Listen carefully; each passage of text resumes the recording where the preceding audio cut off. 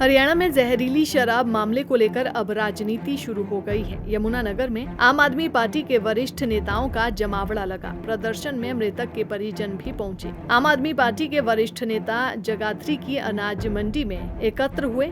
आम आदमी पार्टी ने हरियाणा के मुख्यमंत्री मनोहर लाल का पुतला फूंककर सरकार के खिलाफ नारेबाजी की। आम आदमी पार्टी ने मांग की है कि मृतक के परिजनों को 1 करोड़ रुपए मुआवजा और सरकारी नौकरी परिवार के किसी सदस्य को दी जाए। इसके अलावा जिन ठेकेदारों की भूमिका इस पूरे प्रकरण में रही है, उनके खिलाफ सख्त कार्रवाई की जाए। आम आदमी पार्टी के नेताओं ने मुख्यमंत्री के नाम अधिकारी को ज्ञापन भी सौंपा। आम आदमी पार्टी का कहना है कि ये पूरा प्रकरण सरकार और प्रशासन की मिली भगत से हुआ है। अगर सरकार और प्रशासन चाहता तो इतने लोगों की जान ना जाती। साथ खड़ी है। इन परिवारों ने ये असली दारू समझ के दारू पी थी, परंतु उनको नहीं पता था कि जहरीली दारू लोगों को मारने का धंधा सरकार के संरक्षण में पनप रहा है।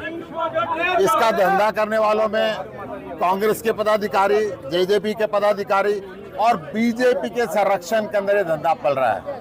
आज हम इन पीड़ित परिवारों को साथ लेके माननीय डीसी साहब के माध्यम से मुख्यमंत्री जी को ज्ञापन सौंपने के लिए आए हैं कि इन पीड़ित परिवारों को जो कमाने वाले व्यक्ति चले गए 1-1 करोड़ रुपए इनका सहायता करें प्रति व्यक्ति। इनको परिवार के एक आश्रित को सरकारी नौकरी दें, दोषियों के खिलाफ कड़े से कड़े कार्रवाई करें और जो बड़े मगरमच्छ जिनके संरक्षण के अंदर ये नकली दारू का धंधा चल रहा है, ये गिरफ्त उन तक भी जाए। ये जो SIT बना के लोगों की आंख में आप मिर्च डालना चाहते हो, सरकार के अधिकारियों को और नेताओं को, बीजेपी के नेताओं को बचाना चाहते हो, हमारी मांग है कि इसकी जुडिशियल इंक्वायरी होनी चाहिए। हाई कोर्ट के सिटिंग जज इसकी इंक्वायरी करे। इस खट्टर साहब के राज के अंदर 500 से ऊपर व्यक्ति नकली और जहरीली शराब पी के मर चुके हैं। गृह मंत्री विधानसभा के पटल पे झूठ बोलते हैं, झूठे आंकड़े पेश करते हैं। आप नेशनल क्राइम रिकॉर्ड ब्यूरो का आंकड़े अगर निकालें तो 500 से ऊपर आंकड़ा आज है जब से खट्टर साहब की सरकार आई है इस नकली शराब से पी के मरने वालों की। मैं डीसी साहब से निवेदन करने के लिए आया हूं कि आपके माध्यम से ये मुख्यमंत्री जी को हमारा ज्ञापन पहुंचे और ये जो पीड़ित परिवार है, इन बच्चों के सिर के ऊपर से पिता का साया उठ गया, घर में कमाने वाला कोई नहीं रहा, इनको कहीं ना कहीं इनको सरकारी नौकरी और 1 करोड़ रुपए का सहायता इनको दी जाएगी। ज्ञापन जो है, देखिए ये जो मौतों के आंकड़े हैं ये साफ दर्शाते कि कहीं ना कहीं सरकार का फेलियर रहा है, वो भी मैसिव फेलियर। अब वो ओवरसाइट थी या मिली भगत थी, ये तो इन्वेस्टिगेशन के बाद ही पता चलेगा। आज तक यमुनानगर में भी हुई मौतों पे कोई एक जो है स्थिर आंकड़ा नहीं दिया जा रहा। हमारे गृह मंत्री स्टेट के जो है अनिल विज जी जो खड़े होकर आंकड़ा देते हैं सदन के अंदर, वो NCRB जो नेशनल क्राइम रिकॉर्ड ब्यूरो के जो डेटा है कि पिछले भाजपा राज के अंदर कितनी मौतें हुई हैं, उनसे बिल्कुल अलग है। अगर वो आंकड़ा 2 यूनिट्स में बता रहे हैं तो आंकड़ा जो NCRB का है कि 500 से ऊपर मौतें हरियाणा के अंदर हो रखी हैं। और ये जो मौतों का प्रकरण है ये एक दिन में एक हादसे में नहीं हो, ये चलता रहा।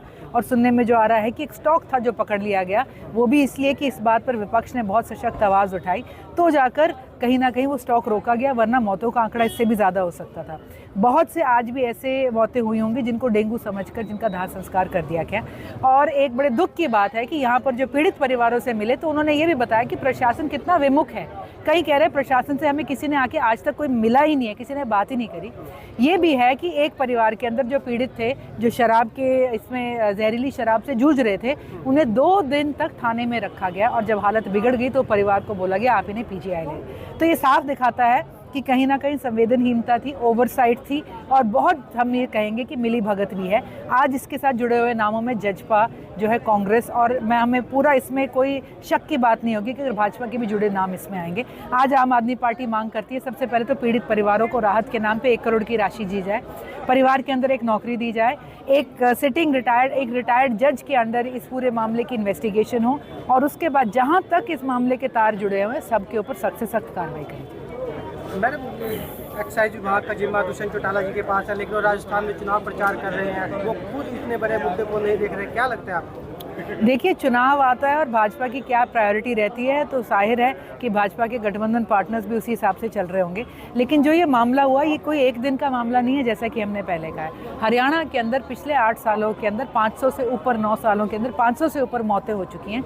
आज तक उसके ऊपर कोई रिपोर्ट नहीं है, कोई उसके ऊपर ठोस कार्रवाई नहीं है, कोई लॉ नहीं है और कोई एक्शन होता नहीं दिखा। इसीलिए इस तरह का क्राइम पनप रहा है यहाँ पर। जो एसआईटी बनाई जाती है, हाँ जी, देखिए, एसआईटीज तो पहले भी शराब घोटाले हरियाणा के अंदर हुए हैं और हर कोई जानता है कि रिपोर्ट्स का क्या होता है। तो हम कह रहे हैं इस पे एसआईटी जो है लोगों की आंखों में धूल झोंकने के बराबर काम है। सरकार इसके अंदर एक रिटायर्ड जज से जो है बैठकर उसकी यहाँ पर इन्वेस्टिगेशन एक पूरी अलग से इंडिपेंडेंट कराई जाए। दैनिक सवेरा के लिए जगाधरी से हरीश कोहली की रिपोर्ट।